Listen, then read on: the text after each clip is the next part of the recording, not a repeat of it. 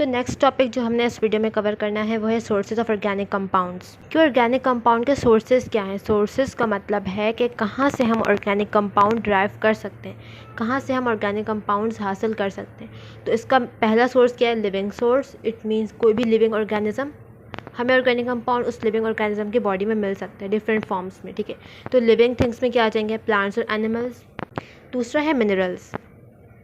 Minerals का मतलब है वो चीज़ें जो अर्थ में पाई जाएं, सही है। तो अर्थ से भी हम ऑर्गेनिक कंपाउंड्स हासिल कर सकते हैं। किस फॉर्म में, कोल की फॉर्म में, पेट्रोलियम की फॉर्म में और डिफरेंट गैसेस की फॉर्म में। तो पहले हम मिनरल्स को कवर करेंगे जिस तरह से बुक में दिया हुआ है। कोल, पेट्रोलियम और गैसेस को हम डिस्कस करते हैं, दैन हम लिविंग थिंग्स पे आएंगे। नाउ कोल। कोल क्या है, कार्बन की एक फॉर्म है और कोल से हम डिफरेंट ऑर्गेनिक कंपाउंड्स ड्राइव कर सकते हैं। इट मीन्स कोल किससे बना है, डिफरेंट ऑर्गेनिक कंपाउंड्स और डिफरेंट हाइड्रोकार्बन से। अच्छा, बुक पे कोल की फॉर्मेशन बताई हुई कि कोल जो है वो डायरेक्ट फॉर्म नहीं होता बल्कि इसके कुछ डिफरेंट स्टेप्स हैं। तो ऐसा प्रोसेस जिसके ज़रिए कोल बनता है उसे हम क्या कहते हैं, कार्बनाइजेशन। Natural carbonisation. कार्बनाइजेशन वो प्रोसेस है जिसके ज़रिए वुड कन्वर्ट होता है कोल में। इस कार्बनाइजेशन के कुछ डिफरेंट स्टेप्स हैं और हर एक डिफरेंट स्टेप में एक डिफरेंट प्रोडक्ट बनता है जिसकी कॉम्पोजिशन डिफरेंट है। स्टार्ट होता है वुड, प्लांट है, उसकी डेथ के बाद उसकी बॉडी डिकम्पोज होती है। डिकम्पोज होने के बाद उसके कुछ रेमिनेंट्स बचते हैं। तो ड्यू टू सॉइल इरोजन या फिर डिफरेंट नेचुरल प्रोसेसेस की वजह से उसके जो रेमिनेंट हैं वो सॉइल के अंदर चले जाते हैं। क्योंकि सॉइल इरोजन हो रही है, रेन हो रहा है, स्टॉर्म, डिफरेंट नेचुरल फिनोमेना की वजह से क्या होता है कि उसके जो रेमिनेंट है वो सॉइल में अंदर आ जाते हैं। अब जब उसके रेमिनेंट सॉइल में अंदर आ गए तो क्योंकि सॉइल का जो अपना एनवायरनमेंट है वो डिफरेंट है, वहाँ पे टेम्परेचर डिफरेंट है, प्रेशर डिफरेंट है, डिफरेंट माइक्रो ऑर्गेनिजम्स हैं, ठीक है। वुड है, वुड में हमारे पास कार्बन कंटेंट है 40%। अब जब वुड सॉइल में अंदर आ रहा है, अर्थ के डीपर लेयर में जा रहा है, तो किस में कन्वर्ट हो रहा है, पीट। इस वुड पर कुछ बैक्टीरियाज, कुछ टेम्परेचर, प्रेशर एक्ट करते हैं और वुड को किस में कन्वर्ट कर देते हैं, पीट में। पीट में जो कार्बन कंटेंट है वो 60% है, वुड के मुकाबले में ज़्यादा है और इसमें मॉइस्चर अभी ज़्यादा है, ठीक है।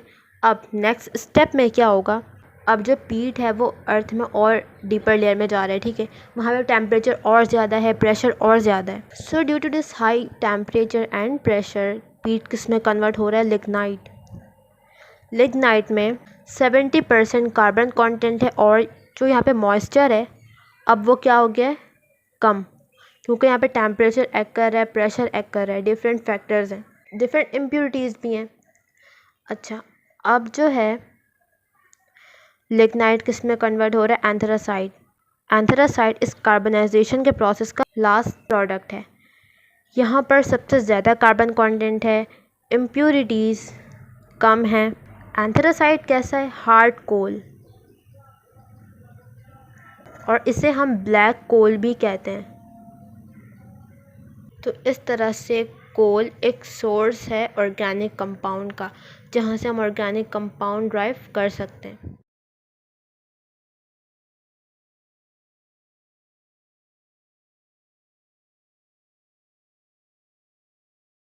तो हमने कोल डिस्कस कर लिया, नेक्स्ट हमने करना है पेट्रोलियम। पेट्रोलियम भी हमें अर्थ से ही मिलता है और पेट्रोलियम है क्या, डार्क ब्राउनिश और ग्रीनिश ब्लैक लिक्विड। अच्छा, जो पेट्रोलियम है इसमें डिफरेंट तरह के सॉलिड हाइड्रोकार्बन, डिफरेंट लिक्विड और गैसेस, पेट्रोलियम सबका मिक्सचर है। तो इस पेट्रोलियम में हमें ऑर्गेनिक कंपाउंड मिलेंगे, हाइड्रोकार्बन मिलेंगे, सॉलिड फॉर्म में भी, लिक्विड और कुछ गैसेस फॉर्म में। पेट्रोलियम को हम इस तरह से यूज़ नहीं कर सकते, हमने क्या करना है, इसमें से डिफरेंट कंपाउंड ड्राइव करना है, उसे सेपरेट करना है। ये एक मिक्सचर है, ये क्या एक मिक्सचर है डिफरेंट हाइड्रोकार्बन्स का।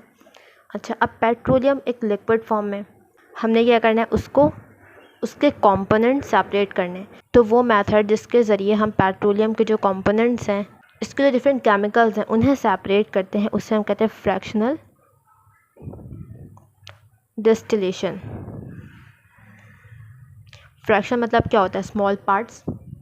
तो हम क्या करेंगे, पेट्रोलियम जो कि एक मिक्सचर था उसे हम स्मॉल पार्ट्स और स्मॉल कंपोनेंट्स में सेपरेट कर लेंगे। फ्रैक्शनल डिस्टिलेशन का प्रोसेस क्या होता है और होता कैसे, ये प्रोसेस बॉइलिंग पॉइंट पे डिपेंड करता है। हम डिफरेंट कंपाउंड्स को उनके बॉइलिंग पॉइंट के ज़रिए सेपरेट करते हैं। ये देखो, ये कुछ इस तरह का सेटअप है। क्या प्रोसेस हो रहा है यहाँ पर, फ्रैक्शनल डिस्टिलेशन। सबसे पहले देखो यहाँ पे एक हीटर लगा हुआ है, क्योंकि हमने क्या करना है, बॉइलिंग पॉइंट पे लिक्विड्स को बॉयल करना है, तो हमें हीटर चाहिए। और ये जो टावर है ये क्या है, फ्रैक्शनेटिंग टावर। यहाँ पे जो डिफरेंट कंपाउंड्स हैं वो सेपरेट होंगे। इसके अलावा यहाँ पर डिफरेंट पाइप्स लगे हैं और ट्रेस, ये जो इसके अंदर इस तरह के पार्ट बने, ये क्या है, ट्रेस। अब क्रूड ऑयल हम यहाँ से एंटर कर रहे हैं। क्रूड ऑयल मतलब पेट्रोलियम, क्रूड मतलब जो चीज़ इम्प्योर है, इम्प्योर क्या है, पेट्रोलियम। हमने यहाँ से क्रूड ऑयल एंटर किया हीटर में उसको हमने हीट दी, ठीक है। अब यहाँ फ्रैक्शनेटिंग टावर में क्या हो रहा है, ये जो क्रूड ऑयल था यहाँ पर आ चुका है, पेट्रोलियम बॉयल हो रहा है। हम क्या कर रहे हैं, फॉर एग्ज़ाम्पल एक लिक्विड को 20 डिग्री सेंटीग्रेड से हमने हीट करना शुरू किया, उसे हम 350 डिग्री तक हीट करते गए। तो इस रेंज में बहुत से कंपाउंड्स का बॉइलिंग पॉइंट आ रहा है। फॉर एग्जांपल ए कंपाउंड है जिसका बॉइलिंग पॉइंट है 25 डिग्री, बी कंपाउंड है जिसका बॉइलिंग पॉइंट है 30 डिग्री, सी कंपाउंड है जिसका बॉइलिंग पॉइंट है 150 डिग्री। तो जैसे जैसे टेम्परेचर आते रहेंगे जो कंपाउंड्स है वो बॉयल होते रहेंगे और वेपर्स बनाएंगे। इस तरह से वो कंपाउंड उस पूरे मिक्सचर से सेपरेट हो जाएगा। जैसे ही टेम्परेचर 25 डिग्री पहुंचेगा, होगा क्या, जो ए कंपाउंड है जिसका बॉइलिंग पॉइंट 25 डिग्री है, ये बॉयल हो जाएगा और इस मिक्सचर से एवापोरेट हो जाएगा और हम उसे ऊपर कलेक्ट कर लेंगे। जो डिफरेंट पाइप्स लगे हैं ये क्यों लगे हुए हैं, कंपाउंड्स को सेपरेट करने के लिए, वहाँ से कलेक्ट करने के लिए। टेम्परेचर हम और बढ़ा रहे हैं। जैसे 30 डिग्री टेम्परेचर हुआ उस लिक्विड का, बी कंपाउंड बॉयल होना स्टार्ट हो गया। ये ए कंपाउंड है, ये बी कंपाउंड है। फिर हमने इस बी को भी सेपरेट कर दिया, तो ये जो पूरा मिक्सचर था इसमें से ए और बी कंपाउंड सेपरेट हो गए। इसी तरह से जैसे ही टेम्परेचर 150 डिग्री होगा, सी कंपाउंड भी इस मिक्सचर से एवापोरेट होना शुरू हो जाएगा, वेपर्स बनाएगा और हम ऊपर सी कंपाउंड को सेपरेट कर लेंगे। तो इस तरह इस पूरे मिक्सचर से हमने ए बी और सी कंपाउंड्स को सेपरेट किया, किस बेस पर, उनके बॉइलिंग पॉइंट के बेस पर। तो यहाँ पर भी सेम प्रोसेस हो रहा है।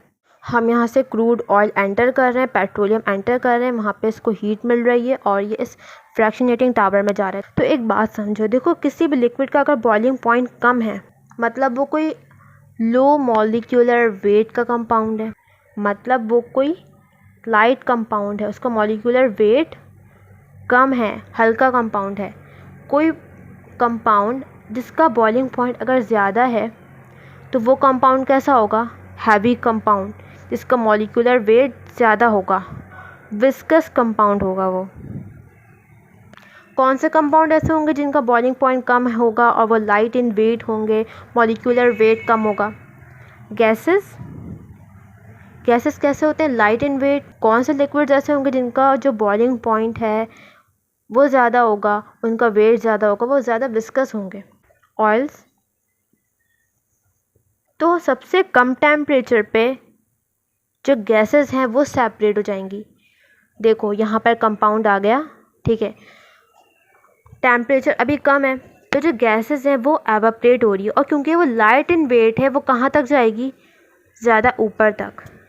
तभी जो गैसेस का जो हमने पाइप लगाया ये कहाँ, सबसे टॉप पे लगाया है और टेम्परेचर कितने, ऑलमोस्ट 20 डिग्री पे ये एवापोरेट हो रहा है। तो हम क्या करेंगे, इसको सेपरेट कर लेंगे। पेट्रोल गैसेस के मुकाबले में थोड़ा सा विस्कस है और इसका बॉइलिंग पॉइंट गैसेस के मुकाबले में थोड़ा ज़्यादा है, 70 डिग्री बुक में मेंशन है। अब होगा क्या, 70 डिग्री टेम्परेचर जैसे ही होगा पेट्रोल बॉयल होना शुरू हो जाएगा, एवापोरेट होना शुरू हो जाएगा। एवापोरेट होके वो कहाँ तक पहुँचेगा, यहाँ तक, क्योंकि वो इतना हल्का नहीं है कि वो टॉप तक जा सके, थोड़ा सा विस्कस है एज़ कम्पेयर टू गैसेस। यहाँ पर वो आएगा, यहाँ पर ट्रेस लगे हैं नीचे, ये जो पाइप है ये इस ट्रे से जुड़ा हुआ होता है। अब इस ट्रे पर जो पेट्रोल है हम उसको ईजिली इस पाइप से सेपरेट कर लेंगे। नेक्स्ट है kerosene. Kerosene as compare to petrol थोड़ा ज़्यादा विस्कस है, इसका बॉइलिंग पॉइंट पेट्रोल से ज़्यादा है। तो ये हमें कहाँ पर मिलेगा? पेट्रोल से थोड़ा सा नीचे, क्योंकि ये थोड़ा विस्कस है, पेट्रोल के मुकाबले में थोड़ा सा हैवी कंपाउंड है। तो ये हमें यहाँ पर जब कैरोसिन बॉयल होगा तो हम इसे ईजिली स्ट्रे पर सेपरेट कर लेंगे और यहाँ से रिमूव कर लेंगे। तो इस तरह से डिफरेंट कंपाउंड सेपरेट होते हैं फ्रैक्शनल डिस्टिलेशन के प्रोसेस के ज़रिए, और इन द एंड हमें कुछ रेजिड्यू मिल जाएगा जिसको हम फिर डिफरेंट चीज़ों में यूज़ कर सकते हैं। तो ये पूरा प्रोसेस है फ्रैक्शनल डिस्टिलेशन का, जिसमें हम एक मिक्सचर होता है हमारे पास, उससे हम उसके डिफरेंट कंपोनेंट्स को सेपरेट करते हैं based upon their boiling point.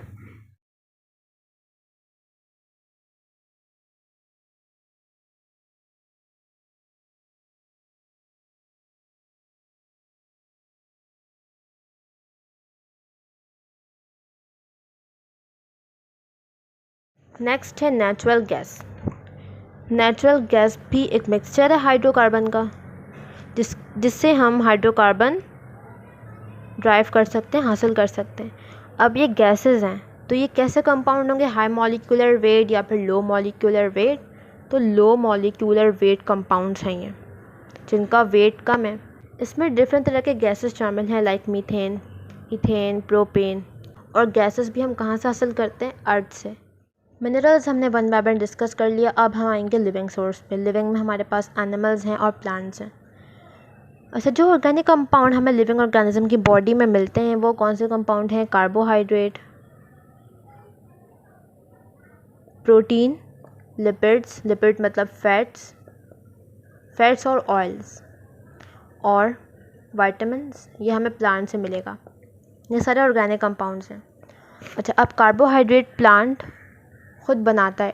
कैसे बनाता है? फोटोसिंथेसिस के प्रोसेस के ज़रिए। फोटोसिंथेसिस में प्लांट क्या करता है? कार्बन डाइऑक्साइड और वाटर को यूज़ करता है और साथ में सनलाइट और क्लोरोफिल क्या बनाता है? C6H12O6। ये क्या है? ग्लूकोज। ग्लूकोज क्या है? एक कार्बोहाइड्रेट। प्रोटीन, डिफरेंट जो बीन्स हैं, पल्सेस, ये प्लांट का पार्ट है ना, ये क्या होती हैं? Rich in protein. तो यहाँ से हम प्रोटीन हासिल कर सकते हैं इस तरह से। इसके अलावा जो प्लांट के सीड्स हैं, सीड से हम क्या करते हैं? डिफरेंट ऑयल्स एक्सट्रैक्ट करते हैं। ऑयल्स क्या हैं? लिपिड्स, और लिपिड्स क्या हैं? Organic compounds. इसके बाद है different vitamins. Different vitamins present होते हैं फ्रूट्स में, एप्पल्स में, सिट्रस फ्रूट में जैसे कि विटामिन C प्रेजेंट होता है। इस तरह के डिफरेंट वाइटामिन्स भी हमें प्लांट से मिलते हैं। और विटामिन्स क्या है? Organic compounds. तो इस तरह से हम प्लांट से डिफरेंट तरह के ऑर्गेनिक कंपाउंड्स हासिल कर सकते हैं। अच्छा, अब ऑर्गेनिक कंपाउंड्स को हम इन सोर्सेज से हासिल तो कर सकते हैं, इसके अलावा हम ऑर्गेनिक कंपाउंड को लैब्स में भी बना सकते हैं। More than 10 million organic compounds labs में बन चुके हैं, जिसमें कुछ ड्रग्स हैं, मेडिकेशंस, फ्लेवर्स जो सिंथेटिक फ्लेवर्स होते हैं, और plastic, rubber, fibre, paint, detergent, fertiliser, insecticide. तो ये वो कंपाउंड्स हैं जो ऑर्गेनिक कंपाउंड्स हैं, और इन्हें हम लैब्स में बनाते हैं और इसे हम अपनी डेली लाइफ में भी यूज़ कर रहे होते हैं। तो यहाँ पे हमारा सोर्सेज का टॉपिक कंप्लीट होता है। अब नेक्स्ट वीडियो में हमने अल्केन को डिस्कस करना है और नोमेनक्लेचर डिस्कस करेंगे।